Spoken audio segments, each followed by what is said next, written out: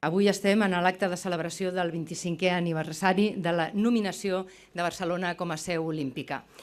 L'any 1986, ara fa 25 anys, unes paraules van canviar la història de la nostra ciutat, del nostre país, de Catalunya.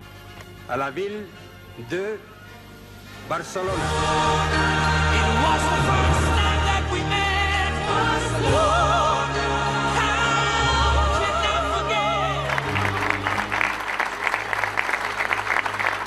Va ser el propi president Samaranch qui va voler que aquest centre estés aquí, just a l'estadi, prop del Museu Olímpic de l'Esport, en aquesta muntanya la muntanya més olímpica del món. Els Jocs Olímpics van ser un punt d'inflexió també per a l'esport català.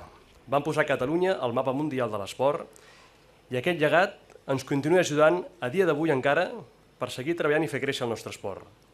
És evident que els èxits d'avui de l'esport català tenen i molt a veure amb tot el que va envoltar els Jocs Olímpics de Barcelona 92. En primer lloc, perquè avui commemorem els 25 anys de la nominació de Barcelona com a ciutat olímpica. És un dia inesborrable en la memòria de cada un de nosaltres.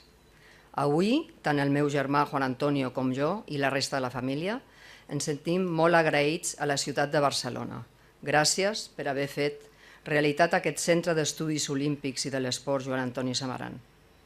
Estem davant d'un dels últims somnis del meu pare i que lamentablement no ha pogut veure fet realitat. Juan Antonio Samaranch sempre va creure en la vocació olímpica de Barcelona, heredada d'aquells legendaris esportistes que en els anys 20 del passat segle ja presentaven la candidatura de Barcelona. A la Ville de Barcelona també denota un sentiment profund de satisfacció i orgull per part de qui les va pronunciar. El president del Comitè Olímpic Internacional, en Joan Antoni Samaranch. I una part d'aquest sentiment d'orgull, de satisfacció, de ben segur que el podrem trobar en aquest nou centre d'estudis olímpics i esportius que porta el seu nom i que avui presentem. I jo vull agrair molt especialment a la família Samaranch, com a la Fundació Barcelona Olímpica, que hagin fet possible la creació d'aquest equipament, que neix amb vocació de preservar, difondre el llegat olímpic del president Samaranch.